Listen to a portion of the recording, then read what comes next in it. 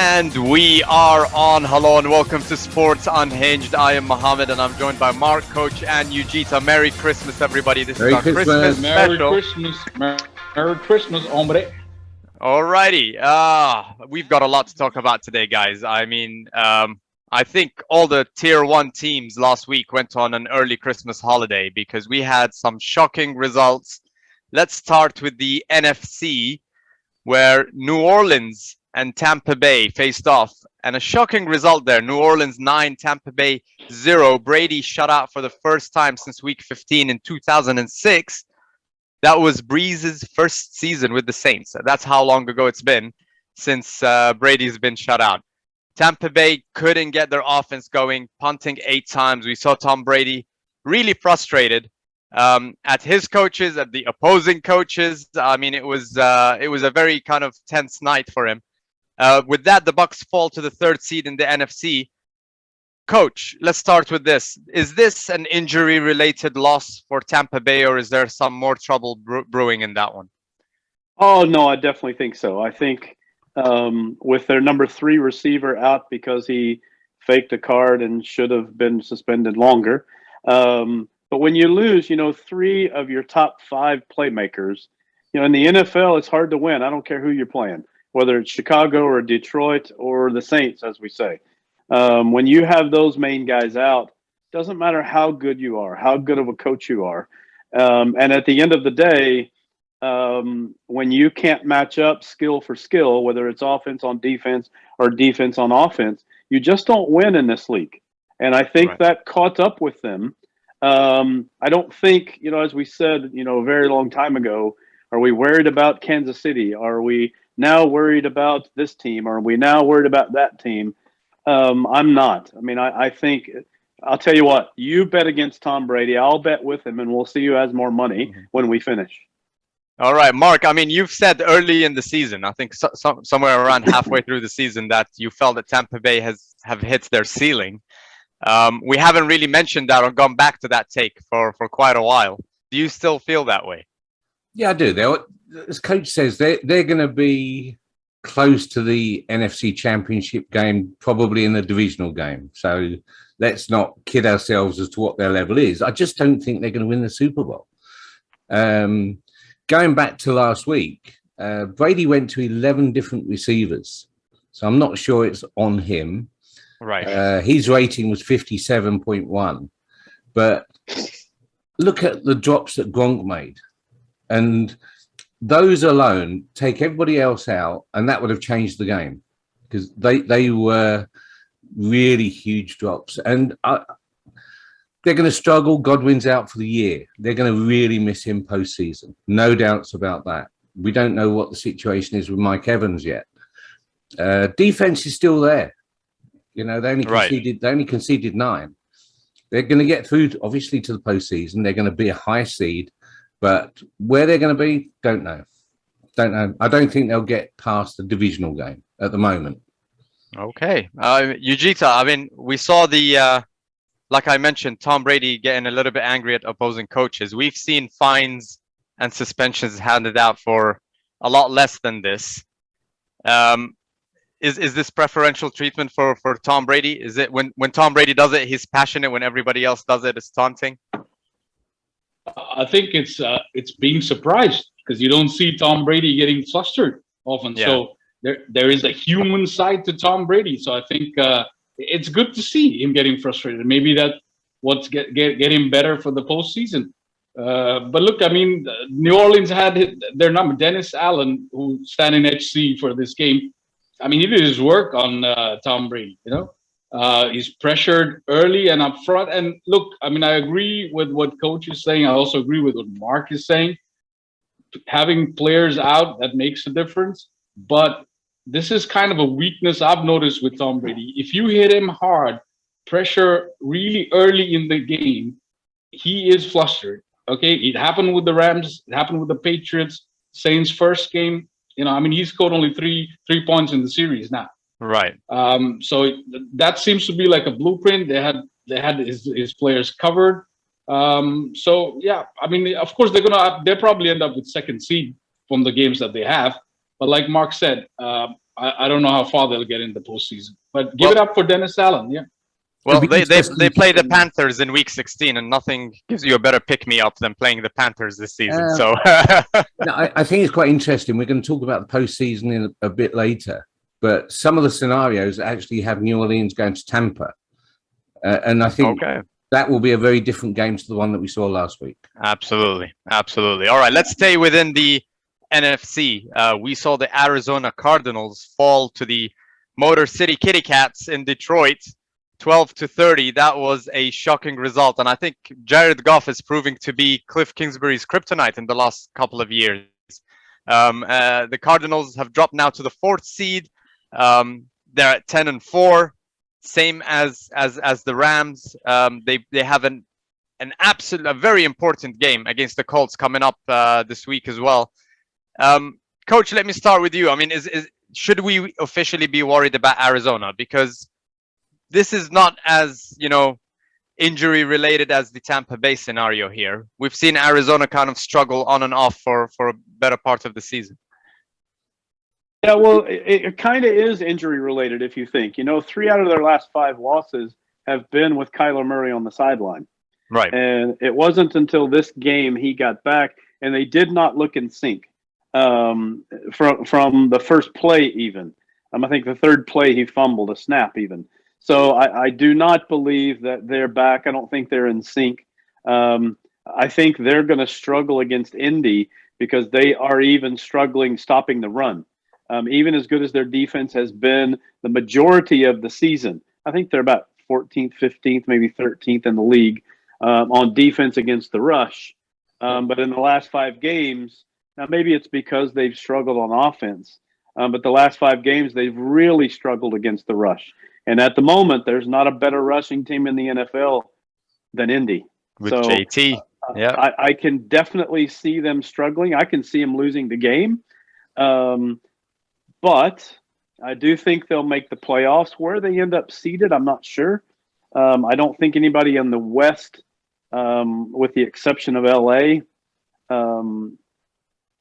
can beat them if everybody lines up and we're on, not neutral field, but neutral ideas in terms of playoffs. So I wouldn't worry, but at the same time, I might be a little reluctant to say, oh, yeah, they're guaranteed number 1 seed, best team in the NFC. I wouldn't say that at the moment. No. Right. I mean, the NFC West is wide open now. So you've got both the Rams and Arizona with 10-4 records, and you've got San Francisco there with 8-6. It could be quite possible that 3 teams from that division make the playoffs. Mark, what is your outlook for the NFC West? Is it? Are you ready to try and call it? No, See who's not until week 17, I think, or week 18 now. I think what worried me about Arizona was Kyler Murray's body language. I don't want to read too much into it. He looked very, very down early in the game. Coach said that he made a fumble early. Missed throws. There was a bad interception at some point. I mean, it was all over the place. They're not clicking at all. And he looked, he wasn't, a really good, Tom Brady would go around his crew and G everybody up. I didn't see any of that. I'm not saying it didn't happen, just didn't see it. I didn't like his body language. He looked very negative. I think they're going to lose at the weekend against Indianapolis. They could be on a slide. If they're not careful, they could be on a slide. So, yeah, probably going to reach postseason. But again, one of those teams, don't fancy them for the NFC at all. Who's going to stop Green Bay? But that's a different conversation. Well, Yujita, who is a threat to Green Bay at the moment? I mean, you've got Dallas, you've got Tampa Bay, you've got Arizona, and the Rams at 10-4 records. Are any of them candidates to upset Green Bay in the NFC? I doubt it, but the closest, and I've said this before as well, it's the Niners.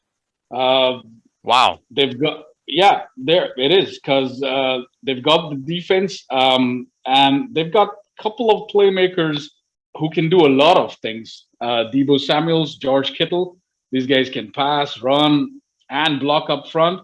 And if I was, other than Matt LaFleur, I would take Shanahan as the coach who can probably scheme around Aaron Rodgers. But the way Green Bay is playing now, unfortunately, Aaron is playing at an MVP level. He could be the MVP. They don't make mistakes. They don't do dumb penalties. He doesn't take risks. Even if it's throws to somebody in coverage, but still get it. So, I mean, the Rams, we don't know which Stafford turns up. The other day, first half, it was Detroit Stafford. Second half, it was the Rams Stafford. So we don't know who turns up. Arizona, he looked flustered. Kyler Murray, he was pedaling backwards when he usually scrambles to the side. So, I don't know. So I feel like the Niners could be the only team that could give Green Bay some, a fight, but they're still going to make the NFC Championship, Green Bay. Yeah. I think everybody is feeling that way right now. Now, let's transition over to the AFC, and this was quite a surprise. New England 17, Indy 27. Bill Belichick is known for taking your best weapon away, but not in this scenario with Jonathan Taylor running for 170 yards, 29 carries. He had a touchdown. I don't know if this is the blueprint to beat New England. I think there was less than 50 yards of passing the whole game. And they just pounded the rock the whole time across and managed to get to New England. Coach, from a coaching perspective, is this the blueprint to beat the New England Patriots with their rookie quarterback? I think it's a blueprint to win the Super Bowl, regardless of who your team is. I think, as always, if you can run the ball really well from week to week, not a 1 week off where you run it really well and have 2 weeks off, right? I think you have a chance. So you run the ball, play defense. Indy is getting in that groove. And look, we can like Wentz, we can not like Wentz, and we talked about this earlier in our group chat, but, we have quarterbacks that are play action heavy, quarterbacks that are good, right? And it makes them better. And I think Wentz is one of those. And when you can get to where you can run the ball, not for high yardages, but for successful runs on first down, even second down, where you're in second and short or second and medium, it brings your quarterback play not as pressurized, okay? I think if you look at New England's side, their rookie quarterback, they're very conservative with him. Their game plans are conservative, and I don't think they run the ball well enough to beat other teams that run it equally as good or maybe better, no matter how good their defense is. If you get New England a chance to play a little bit of ahead, then they'll run it a little better and their play actions will be better. But, I think Indy's dangerous. I really do. I think we'll learn a lot from them this week. As I said, it's being able to run it for 2 and 3 and 4 games at a time, not just one. I would say the same about Philly. Yeah. They looked really good yesterday. Yeah. And I think if they can piece together 2 or 3 games of running the ball, they're fortunate they get the Giants and I think Washington 2 out of the next 3. They'll be dangerous. So I agree with your premise. Yes. Run the ball, play defense. Now, you mentioned Philly. Yujita, you have, Carson Wentz. I wouldn't say that Indy are winning because of Carson Wentz, but he's doing enough. It's despite him, right? On the other hand, in Philly right now, you've got Jalen Hurts, who's actually looking like he's the future for Philly. Have you found your quarterback for the future? Well, I'll tell you this. The Washington game was the first time that I saw Jalen Hurts being comfortable with the passing game. So, usually if it's on his second or third read, I'm like hitting my head. It's not going to make it. But this was the first game where I saw him being more comfortable. And they were still patient with the run game. So that was the good part about it. Down 10 points because of turnovers, didn't panic. And that was the best part of the game. Mark and I were watching this game together early hours of the morning. Didn't look good in the first quarter, but they didn't panic. They kept hitting the ground, and 175 yards running or more in 7 consecutive games. Last team who did this, do you want to guess? Chicago Bears, baby. 85 Bears. Yep. Philly's winning the Super Bowl. Oh, wow. I think a few weeks ago, we would have said you're really stupid to say that. But from what I've seen last night on the game, I was really, really impressed. And we were talking earlier about teams that could upset Green Bay. Philly's physicality could. No, but I- hold on. I mean, Philly has won the last 3 games because they're playing against backup quarterbacks at the same time. I think we shouldn't get carried away with it, right? Listen, Okay, but you don't run against quarterback. Right. You still have to stick to the game plan. You still have to execute the game plan. And look, what a parallel between the Colts and Philly, it's the O-line. Indianapolis Colts, Quentin Nelson, and that O-line has given them, whatever Jonathan Taylor is doing in Indy is because of that O-line. Of the O-line, yeah. O-line. So Philly's same situation. Philly O-line, after it's come back from injuries, running the ball, and with that running the ball, is doing his play action, his draw plays, and Hurts read option is a weapon. His mobility is always going to be a weapon. So yeah, you're right. I mean, if they keep with Sirianni has done a great job. I got to tell you that in the play calling, and he gave some shit to Hurts in that on the second turnover fumble, and that really woke him up. Just like shit woke up coach right there. So, sorry, I meant S*#T. All right.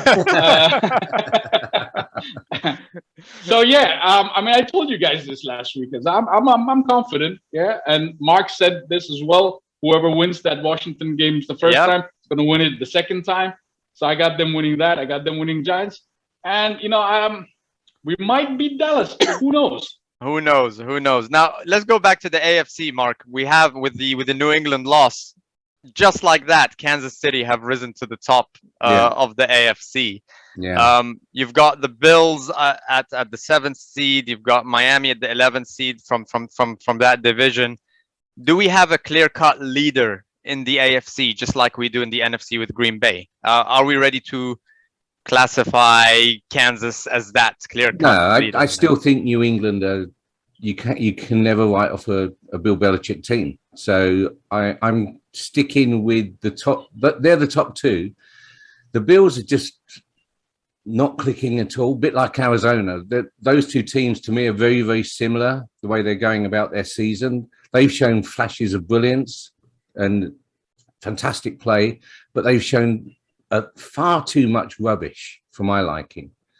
So I think you've got Kansas and New England out clear of the others at the minute. And coach, who would you think is the best coach team in the AFC right now in terms of a coaching staff? Oh my goodness! Wow, put me on the spot here. Yeah. I think. Look, New England does the best coaching of their 22 players each play. But I think Kansas City probably does the best overall coaching in a 7-day period and game planning and preparation. So I think when you look at matchups, I think the matchups are dependent upon how well the coaching is. I think in a 1-game winner take all, you don't want to play Bill at all. And I think in a 1-game winner take all, you don't want to play Andy Reid and Mahomes either. So, I'll kind of pass the buck a little bit there. I do think they're the cream of the crop, but I'm still terrified at some point Buffalo's going to figure it out. All right. They've shown spurts of it, a quarter here or a quarter there. And we've said oftentimes on this podcast, you don't judge a team by a quarter or a half. Right. But eventually, this quarter is going to get to 2 quarters or 3 quarters or 4 quarters. And I'm terrified at some point Buffalo's going to figure it out, and you don't want to play them either. So from a coaching standpoint, man, I'd be scared of New England. I got to say it. Now, the reason why I put you on the spot there is in previous episodes, you mentioned Tennessee as a team that has the coaching around it. But I think they've kind of slid down there. Where do you see your preseason Super Bowl pick in Tennessee right now? Look, they're gonna win the South just because the South is so putrid, right? There's just so many bad teams. Indy might sneak up on them. I still think Tennessee's going to win 2 out of their last 3, likely. Now, again, if Ryan Tannehill gives the ball away 4 or 5 or 6 times a game, as he has recently, they won't. I think if they can get back to running the ball, they just haven't found a running back they're comfortable with doing that. Tannehill's another one of those. If the run game goes, they go. Right. And I do think their defense is still playing well. I mean, they're still holding teams under 16.8 points a game. So, you know, when they lose, it's like 17-13. So, you know, they're not, I think there was one game they got blown out, but for the most part, they're not really getting blown out, with the exception of, I don't care which team you are. I don't care how well coached you are. If you turn it over 4 or 5 times a game, you're not going to win the NFL. Yeah. Okay, now Yujita. They've had 13 turnovers in the last 4 games. And look, this is the reason why they lost the Pittsburgh game. I think they outplayed Pittsburgh. They on yards, on rush yards, everything except for those 4 turnovers that lost the game. So yeah, especially at this time of the season, turnovers can change the way the whole playoff picture ends up. And again, this is where Indy have done well. They got a -14 differential on turnovers, and that's not Wentz. That's not Philly Wentz for sure. Right. All right, now let's roll up our sleeves and try to get our hands dirty with the AFC North. I mean, what a crazy division right now. We've seen the Baltimore Ravens lose 31-30 to Green Bay. The second time in 3 weeks that Harbaugh makes a call to go for the 2 points when he could take 1 and go to extra time. Mark, how do you feel about this? I mean, this is second time in a row. I feel like we're in a, the reactions to this is, it reminds me of when Trump was running for president, right? It's just divided people into 2 camps, right? You're either with going for 2 or you're either with taking the extra point. Don't do it. It's polarized, the NFL nation, you know. Exactly. If I was a Ravens fan, having seen them lose a game 4 weeks before, I would have wanted them to go to overtime. So take the extra point. I would have enough faith in my team to win in overtime. I just, people have said it was a really good call, but the safety made a great play. Then it's not a good call because you didn't get the point. You didn't get the point. I'm sorry. You're judged by results, and he's failed badly the last 2 times he's had to make the biggest decision. I think they were bad calls. I'm sorry. I just think that the risk reward is just not worth it. He needed the win.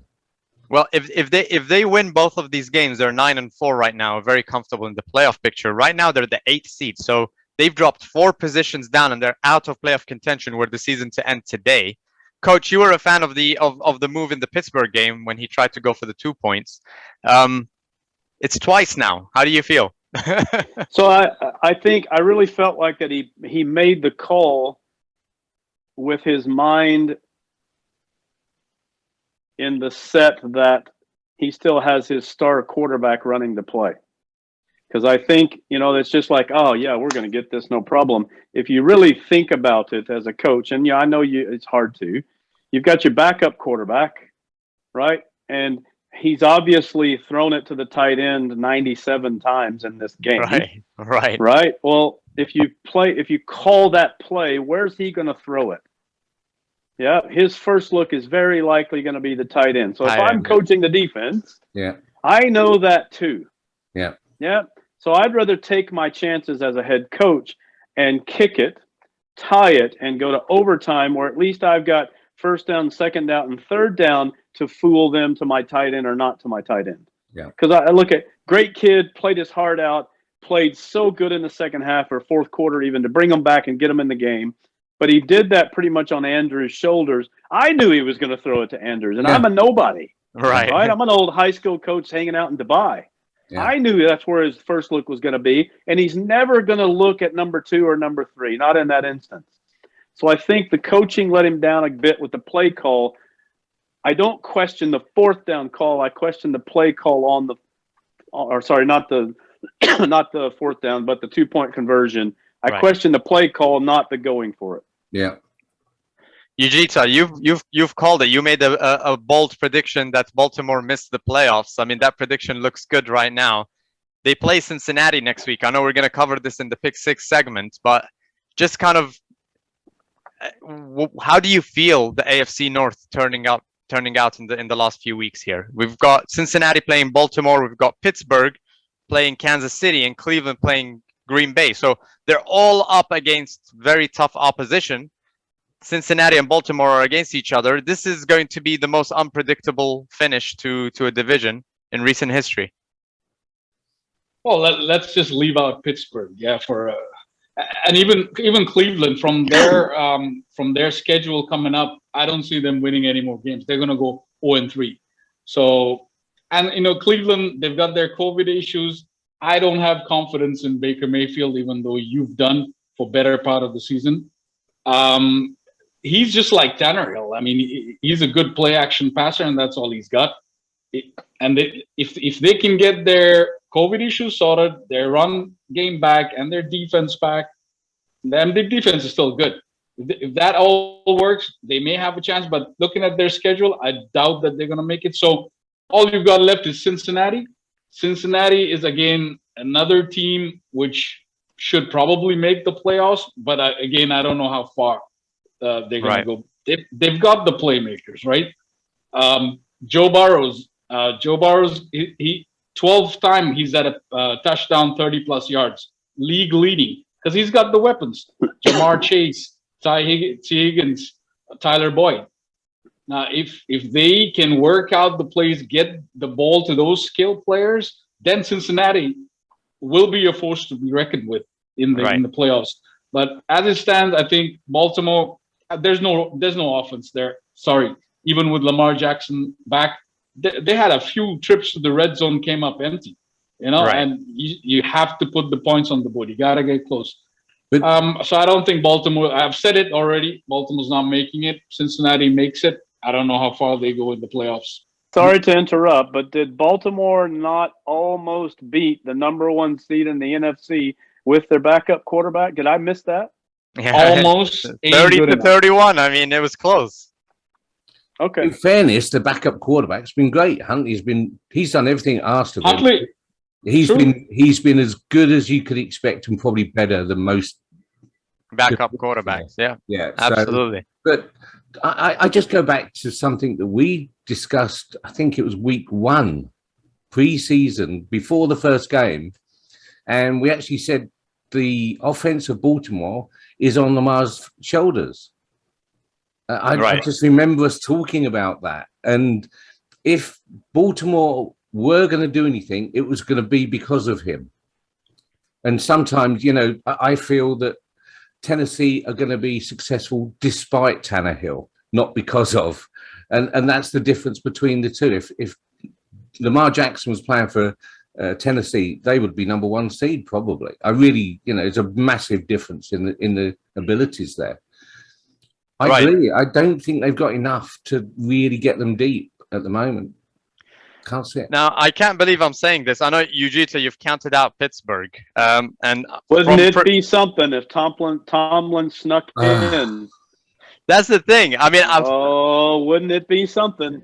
Preseason, that was my prediction, right? My prediction was that they have a sub 500 record, and Tomlin ends up leaving Pittsburgh. And now I'm looking at them. They're the dark horse there. They're creeping up. I mean, it's especially, they play against KC this week. They could win that. I mean, KC, yes, they've come back and they've become more comfortable and gone back to the old KC. But judging by how the season has gone, it's not out of the realm of possibility. Not with what Spagnuolo has done. He's done a good job with that defense in KC. So I don't think Pittsburgh, Big Ben has got nothing going on. And that O-line has basically negated Najee Harris's efficiency.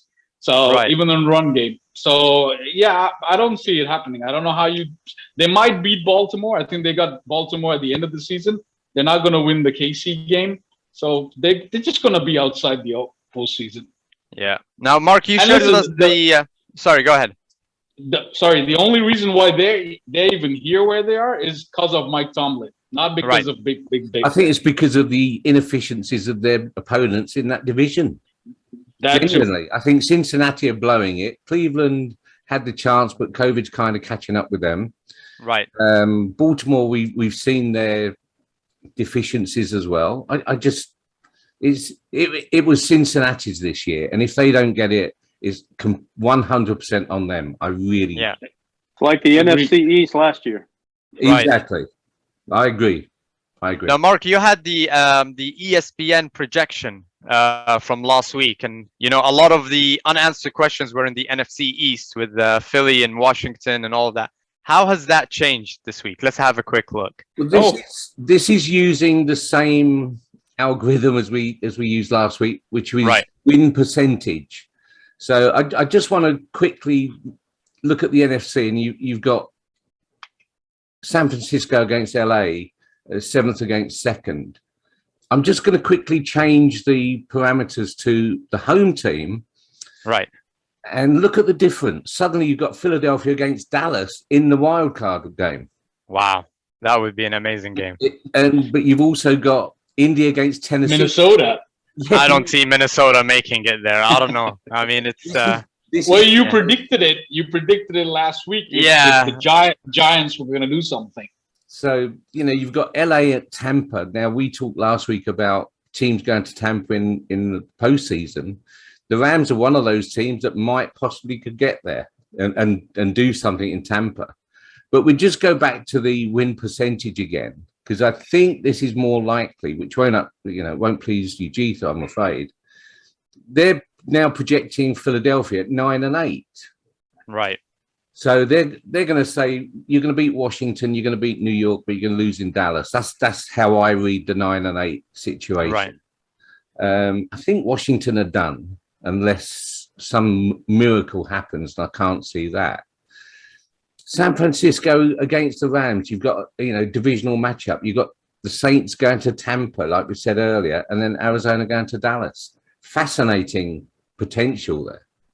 Right. Yeah, but they're predicting Dallas and the Giants tie, and they're not Yeah. They're very unlikely to tie, right? Yeah. So then that puts Dallas at a 13-4, and they're the number 2 seed, right? Because it's very unlikely to have a tie. Right. So I mean, there's a lot of movement here. If I'm looking at that, man, I don't think anybody wants to play New Orleans, especially Tampa Bay. No. And I definitely don't think at the moment anyone wants to play Indy. Yeah. You've also got a great divisional divisional game with Buffalo going to New England. So that For the third time. For the third time. Yeah. So there's two teams that will know each other really well. And an interesting one here with the AFC North. They only have Cincinnati going to the playoffs, so no Baltimore, no Pittsburgh. I agree with that. I agree with that completely. Yeah, I don't see any of those teams getting into the postseason. The big change using the different, you've got win percentage there. If we go back to home team for a second, just on the AFC, it's got New England being the first seed. Yeah. And then you got Buffalo with KC. Yeah. Oh, that would be a tough one. That would be a great game. And then you got Baltimore, Cincinnati. Which is happening this week, so that could be a preview of a playoff. You have the wild card. You've also got Philly going back to Dallas. If my memory serves me correctly, did not Cincinnati blow out Baltimore in Baltimore about week 9 or 10? Like a huge blowout. Might be right. Yeah, they did. Yeah. So Cincinnati won't be scared of that. I still don't want to. I don't want any part of Bill Belichick, and I don't want any part of Aaron Rodgers. Right. So you can have everybody else. That looks like the Super Bowl game there. Yeah. I mean, right now, if you had to make a prediction, it's either Kansas or New England in the AFC. If you had to put some money down, and Green Bay seems to be like the runaway leader in the NFC for sure. As they have been for many, many times, and only got to the Super Bowl, twice or something in Aaron Rodgers' 15 years. And as much as I hate to say it, Dallas's defense on the NFC side is playing about as good as anyone. Yeah. Yeah, they're making up for what's happening on offense, which isn't great from how they started. Yeah. Yeah. So all right. Yeah. I think there's a lot of interesting scenarios based on just based on what can happen. Whatever happens, we're going to have a great January of football. That absolutely. So I can't wait to talk about this next week when we have the games finished and see where everybody changed. Oh, I'm just gonna throw it out there that I see the Rams taking the West. Okay. Just on whatever happened last week, seeing how Cardinals handled the defense, they got Indy and Dallas coming up, and I don't know if they'll be able to manage those two games. And I see the Rams ending 12-5 and 4th seed, which then bumps the Cardinals to about the 5th seed. Yeah. So Fair enough. That's what it shows here. Them is the 5th. Yeah. Yeah. Yep. Okay. Excellent. Fantastic. Now let's quickly wrap it up with a little bit of a Christmas special here. Yujita, who has been good? Who has been naughty in the NFL in the last couple of weeks? You've got your ho ho ho hat on, so why don't you get? I got my ho ho. So let's start with the ho ho first, which is on the naughty list, right? Yes. I got off-field Aaron Rodgers. Yes. That's number one. I got the Seahawks defense. I got the Urban Myers, obviously, and I got Big Ben. These are my naughties. And on my nice list, I also have Jackson Mahomes on my naughty list, by the way. Do not include him in an NFL discussion. No, because he's using Mahomes' fame to do all these nonsense stuff all over there. On my nice list, I got Quentin Nelson and the Indianapolis O-line. I got the Josh and Bill show in New England. And I got Byron Kennedy. You know who Byron Kennedy is? Is the guy who gave back Tom Brady's 600 passing touchdown ball. Oh, yeah. Oh, yes. For a bunch of Bitcoins and Yeah, t-shirts. he was rewarded. My man. Still a cool thing to do. Yeah. Yeah, and that's what I got on the nice list so far. I'm, with the other standard guys. All right, Coach. Listen, my naughty is the refereeing in total. Yeah. I would even say especially the taunting thing. And I'm sorry, Mark, but I have Chicago coaching, especially on the offensive side of the ball. Mark didn't have that. No, not at all. Even in the game, a couple days ago, just their inability to put their playmakers in positions. It's almost like they're doing it to spite themselves, to say because I want to say I told you so. And I'm not sold on so many 4th down going for it with coaches. I've seen the numbers. Sure, I can make numbers look how I want. But I'm just not convinced that it wins you enough games. I think it loses you more games than you win. And I think, especially San Diego's showing that. I can say Chargers, probably Baltimore's going to show that a bit. So, sorry, LA, the Chargers. Yeah. On my nice list, I find it interesting that we've not heard Jerry Jones in the media at all. Right. Season. Yes, that's a good one. Yes. My better half and my son and I were talking about that. She said, "Is Jerry Jones still alive?" And I went, "Yes." Why? Because I've not heard him do anything stupid. Right. I think except for that one comment about Dak Prescott slump. That's the only one he did. Yeah, I don't think that's a big but deal. by Anyway. Jerry Jones standards, I mean, that's great. Yeah. I mean, if that's all we're going to hear from him. He still does his Monday morning radio show in Dallas. But he's not been controversial this year by his standards. Not at all. But I think he's doing the talking. Sorry. Like another nice list is the rookie quarterbacks this year. I think a high percentage of them showed that they are capable of carrying a team, those that had the opportunity. Even when San Fran guy played, I think he showed enough good stuff. And then my last nice is this podcast. I've so much enjoyed, even my time away, I've so much enjoyed how much we've improved, but also how the people who watch us both have grown, but commented enough to us that have helped us grow. So those are my naughty nices. That's an excellent one. That's Mark. You win. Mark, Yeah. Naggy. Let's go. That's it. Now I'm actually going to go above Nagy. There's a guy called Ted Phillips who runs the football operations in Chicago. He's out. He's gone. He's the problem. Okay, now the owners are not going to sell. So Bears fans watching this, then McCaskies are not selling. It's their only source of income, etc. What we need is a Peyton Manning type person to run the football operation so that he can get a decent general manager and a decent coach, and then it goes from there.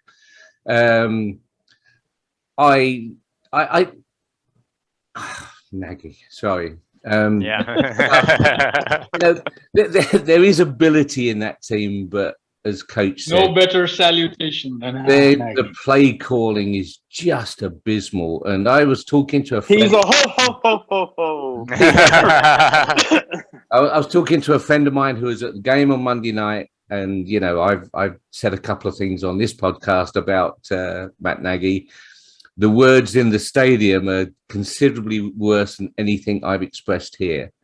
He is hated now. He really is. It's a great shame because he came in with a big fanfare to fix the offense. And the one thing he hasn't done is fix the offense. So he's had enough chances. Goodbye. Enough Matt Nagy. The good thing that I've liked this year is actually Frank Reich. I just think he's done a really quiet, confident, competent job. And as the season's gone on, coach has mentioned him a few times. Right. They're on the up. There's a few teams that we've said, Arizona, maybe the Rams, maybe the Bills are kind of on the way down. Maybe, you know, I'm just being careful here. But Indianapolis, they're just going up and up and up. And if they win in 10... And for the future, beyond this season as well, you can see that there's a good foundation going forward. Absolutely. I think they'll change the quarterback in a couple of years, but Wentz will get them to a good place in the meantime. Him and Reich worked well together. Good for them. They did it in Philly. Very successful. And I think they could repeat in Indianapolis. So I like what he's done a lot. The worst thing for me about football this year has been the officiating. It's been awful. And if they don't fix that, the NFL have got a very serious problem going forward because it's going to lose popularity. It's going to lose a lot of fans and money ultimately. So fix it. But I endorse everything that Ujith and coach have said. Well, I think for me it's been great fun. Absolutely. I think my nice list. There isn't anything that you guys haven't mentioned on my nice list, so I'll just focus on my naughty list right now, which is Cam Newton's $10 million contract, Matt Rule and Joe Brady, and the mess that is the Panthers organization right now. I would actually put on the nice list the Panthers defense. I think they've saved us a lot of embarrassment. We could have been a Jags, Jets, Texans team this year. Bears, if it wasn't for the defense. No, but we're not that far away from the Bears either. So I would say we're around at the same level right now. But I think that whole organization needs to go. And now Sam Darnold has been taken off the injury list, and they're considering starting him this week, which for me just is an admitting failure. I mean, exactly. I mean, that's exactly what it is. So you brought on Cam Newton. Matt Rule has thrown Cam Newton under the bus in all of the press conferences in the last 3 weeks running. He's thrown Cam Newton under the bus. I'm not a big fan of Cam Newton, but I don't like to see that from a coach either. No. I mean, I think he's trying to save his job at this point, and I think it's beyond saving. I don't see him lasting beyond Black Monday. So those are my naughty Panthers for this year. All right. Excellent, guys. Good stuff. Fantastic. This has been an excellent episode, guys. Merry Christmas to everybody. Happy New Year. Merry Christmas, see you guys. Yeah. Happy holidays. Pick 6 segment, and then we'll see you in the new year, hopefully. Okay. Take care, everyone. Have a good one. Bye-bye. Take care. See you guys.